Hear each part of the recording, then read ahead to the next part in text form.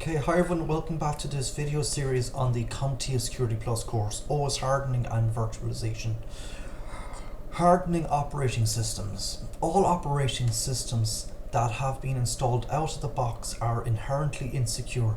This can be attributed to several things, including initial code issues and backdoors, the age of the product, and the fact that most systems start off with a basic and insecure set of rules and policies. How many times have you heard of a default OS installation where the controlling user account was easily accessible and had a basic password or no password at all? All these types of oversights are constantly being improved upon, making an out-of-the-box experience more pleasant. New applications and new technologies offer new security implications as well, so regardless of the product, we must try to protect it after the installation is complete. Hardening of the OS is the act of configuring the OS securely, updating it, creating rules and policies to help govern the system in a secure manner, and removing unnecessary applications and services. This is done to minimize OS exposure to threats and to mitigate possible risk. Remember, no system can ever truly be 100% secure. So although it is impossible to reduce risk to zero, I'll show some methods that can enable you to diminish current and future risk to an acceptable level.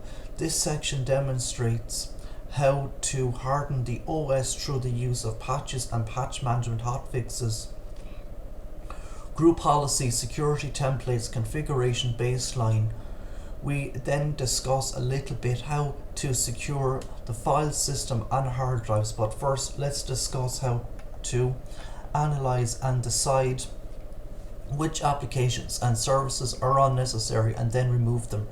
Removing unnecessary applications and services. Unnecessary applications and services use valuable hard drive space and processing power. More importantly, they can be vulnerable to an operating system. That's why many organizations implement the concept of least functionality. This is when the organization configures computers and other information systems to provide only the essential functions. Using this method, a security administrator will restrict applications, services, ports, and protocol. It's this mindset that can help protect systems from threats that are aimed at insecure applications and services.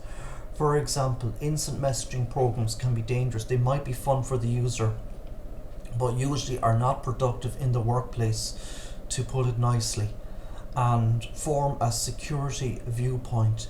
They often have backdoors that are easily accessible to attackers. Unless they are required by tech support, they should be discouraged and or disallowed by rules and policies. Be proactive when it comes to these types of programs. If a user can't install an IM to a computer, then you'll never have to remove it from that system. However, if you do have to remove an application like this, be sure to remove all traces that it never existed. That is one example of many, but it can be applied to most superfluous programs. Another group of programs you should watch out for are remote control programs. Applications that enable remote control of a computer should be avoided if possible. For example, remote desktop connection is a commonly used Windows-based remote control program. By default, this program uses inbound port 3389, which is well known to attackers, an obvious security threat. Consider using a different port if the program is necessary, and if not, make sure that the program's associated service is turned off or disabled. Check if any related services need to be disabled as well. Then verify that their inbound ports are no longer functional and that they are closed and secure. Confirm that any shares created by an application are disabled as well. Basically, remove all instances of the application, or if necessary, re-image the computer. Personally, I use a lot of programs, but over time some of them fall by the wayside and are replaced by better or newer programs. The best procedure to check a system periodically for any unnecessary programs. For example, in Windows, we can look at the list of installed programs by going to Control Panel, Programs and Features as shown in figure 4.1. You can see a whopping 83.4 gig of installed programs, and the system in the figure is only a year old. So you can see there's a lot of programs there.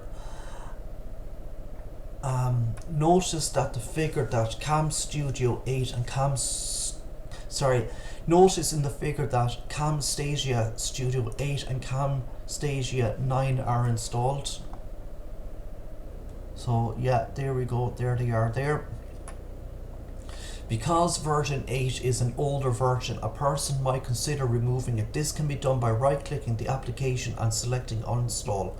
However, you must consider wisely. In this case, the program is required for backward compatibility because some of the older projects cannot be upgraded to a newer version of the program. Programs such as this can use up valuable hard drive space, so if they are not necessary, it makes sense to remove them to conserve hard drive space. This becomes more important when you deal with audio video departments that use big applications such as Camtasia or Pro Tools or Premiere Pro.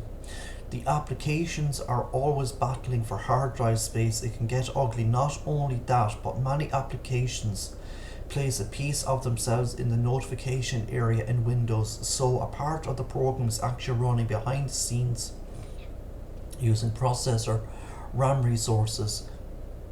If the application is necessary, there are often ways to eliminate it from the notification area, either by right-clicking it and accessing its properties, or by turning it off when configuring programs such as the Task Manager or MS Config. Consider also that an app like that might also attempt to communicate with the internet to download updates or for other reasons.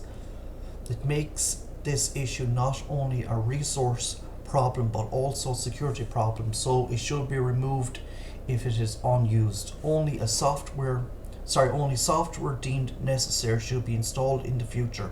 Now, uninstalling applications on a few computers is feasible, but what if you have a large network, say one with 1,000 computers? You can't expect yourself or your tech heads to go to each and every computer locally and remove applications. That's when centrally administrative management systems come into play. Example of these include Microsoft System Center Configuration Manager (SCCM) and a variety of mobile device management (MDM) suites available. These programs allow a security administrator to manage lots of computer software configurations and policies, all from one local workstation. Of course, it can still be difficult to remove all their superfluous applications from every end-user computer on the network. What's important to realize here is that the applications are either at their most dangerous when actually being used by the person. Given this mindset, you should consider the concept of application whitelisting and blacklisting. Application whitelisting is when you set a policy that allows only certain applications to run on client computers such as Microsoft Word and a secure web browser. Any other applications will be denied to the user. This works well in that it eliminates any possibility, excluding hacking, of another program being opened by an end user, but it can cause productivity problems when an end user really needs another application. An exception would have to be made to the rule for that user, which takes time and possibly permission from management. Application blacklisting, on the other hand, is when individual applications are disallowed. This can be more useful in and more efficient solution if your end users work with and frequently add a lot of applications. In this scenario, an individual application, say a media or chat program, is disabled across the network. This and whitelisting are often performed from centralized management systems mentioned previously through the use of policies, which we discuss more later in this chapter. Removing applications is a great way to reduce the attack surface and increase performance on computers, but the underlying services are even more important. Services are used by applications and the OS. They too can be a burden on system resources and pose security concerns. Examine Figure 4.2 and note the highlighted service. The highlighted service is remote desktop service. You can see in the figure that it is currently running.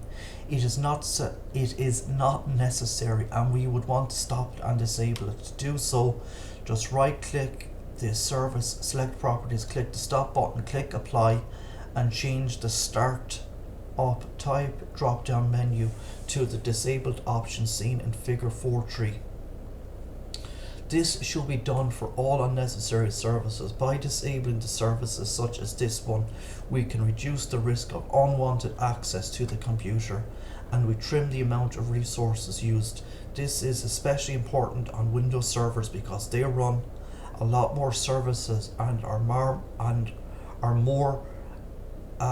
common target. By disabling unnecessary services, we reduce the size of the attack surface.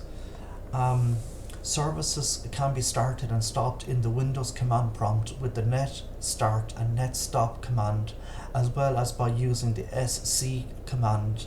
Examples are shown in figure 4.4.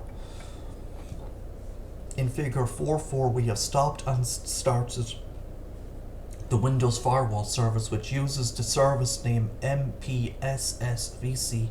By invoking the net stop and net start commands, then we use the SC command to stop the same service with the SC stop mpssvc syntax. It shows that the service stoppage was pending, but as you can see from figure 4.5, it needed stopped on the right way, I might add. Finally, we used a derivative of the SC command to disable the service so that it won't start again when the system is started. The syntax is sc config mpssvc start equals disabled.